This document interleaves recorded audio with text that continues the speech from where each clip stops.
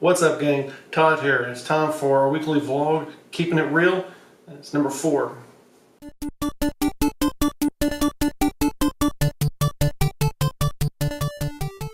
Alright guys, this week's is going to be kind of on the short side. I've only got a couple of topics to talk about, so I'll kind of keep it short. First one is the Mac Pro 2009 upgrade video. Uploaded part 2 just a couple days ago. Got some good views on it. I haven't got a whole lot of comments, but you know, it'll eventually get there. And to answer any questions ahead of time, I thought I'd address a few things that I didn't really address in the video. And probably the most important one was, what about installing Windows on it? I've had the hardware since beginning December, so as of now, about 2 months. I briefly ran Windows on it just to see what it was like. It's Windows 10, it's Windows. But I'm really an Apple guy. I like Apple's OS, I like Apple's ecosystem. I like their software, especially Final Cut for video editing. Love Final Cut. It's just an awesome video editor. I like a lot more than Premiere Pro or some of the other ones that you have choices for on the Windows side. But you have Premiere on the Apple side, but if you're on the Windows side, you're obviously limited to what you have available there, which Premiere is probably one of the big ones, along with DaVinci Resolve and things like that. But I'm staying with Apple because that's what I know, that's what I like. However, the hardware-wise, they don't offer me anything that's suitable for my needs, so I've went with the Hackintosh. That doesn't mean I'm never going to own any more Apple computers. The Hackintosh is perfect for what it is now, but if I want a mobile machine, laptops are not very suitable for Hackintosh experiences. Mostly because of power management and sleep and hibernation and the funky hardware you find on laptops. Some of them can be made to work with Apple's OS on them, but really, if you want a laptop running Apple Mac OS, you should buy an actual Apple machine.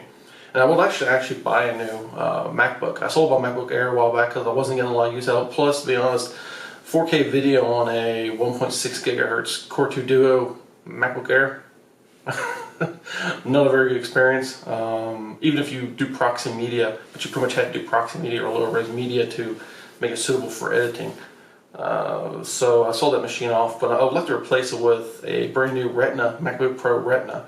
Preferably something with a Skylake CPU. So I'm kind of holding out till they do a Skylake refresh, which I'm hoping is very, very soon. And segueing off the Mac Pro video into what I'd like to talk about next is the audio. If you notice the Mac Pro video I uploaded initially on Thursday, I had a couple people make comments that the sound level was off. The background music to my speaking was just out of whack. Basically, the background music was way too high. And I didn't notice it here when I was mastering the audio in Final Cut on both my studio monitors and my headphones. I just really didn't notice the difference. Once I got uploaded to YouTube, then it became more apparent. I don't know if YouTube has a tendency to tinker with audio or video settings, which, they recompress it. I don't know if they normalize the audio. I'm not sure, because I did all that in post on Final Cut, but once it hit YouTube, audio was all screwed up. So I went back into I pulled the video down, went back into Final Cut, lowered the background audio levels down a few dBs, made a few other quick adjustments I wanted to. In hindsight, re-uploaded video, and that's what we have now. Much more pleased with how it came out on YouTube.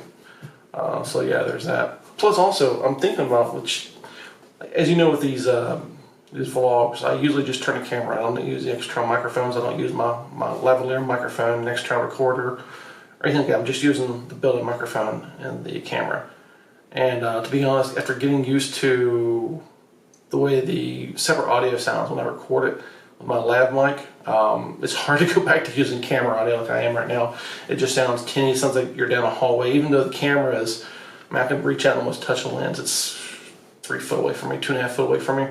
So one thing I'm picking up is a boom shotgun style microphone to go on top of the camera. Recently, my buddy Rob, who posts as the Obsolete Geek, he showed a video showing his updated camera and audio rig. And one of the things that caught my interest was the Rode VideoMic, I think VideoMic Go, the one with the red Rycote suspension on it. He started using that for his audio and his videos, and it's pretty nice. I think I'll pick one of those up and using it for the vlogs, and to be honest, I might start using it for the main video content, because I found myself doing more like this where I'm talking directly to the camera rather than being off to the side or down into something. I found myself talking more directly to the camera. So I'm thinking about picking up one of those. I haven't decided if I'm going to pick up the Go series or the Pro series. There's about $100 difference between the two of them. I don't know, maybe I'll pick up one or the other. And then I think I've got one last topic I'd like to talk about in this video. So yeah, I'm going to keep it kind of short. and that's the Famicom 8-bit music power cartridge. I'm really excited about this. Mine shipped just a couple days ago. If you're not familiar with this, basically it's a music cartridge. Audio tracks, not like a music making software, but actual kind of like a music disc back from the, if you're used to like the Commodore, Amigas, and Ataris where they have music discs, you pop a floppy and it has a whole bunch of music on it. It has a pretty little interface, but it's basically just a bunch of music. That's what this essentially is. It's a cartridge for the Famicom. Brand new release. It's being distributed by a group called Columbus Circle in Japan. They make accessories and some other stuff. It's brand new songs, 12 songs, written in 2015. So this is, brand new release. Plays, you had it on pre-order back in November, December, something like that. I went ahead and ordered it, and it was scheduled to ship at the end of January, which today is January 31st? Yeah, January 31st, Sunday. And I actually got a shipping notice on Friday or Saturday saying it shipped. So they've got an MM that shipped them out, and according to my tracking number with FedEx here, let me look up the tracking number, see where it's at. I think it's already in the U.S.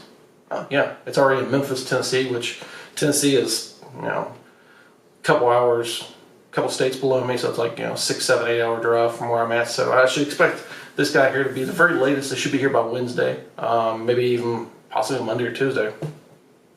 And of course, I'm going to do a full video on that because I think that's extremely interesting. Lots of great sounding music, chip tunes.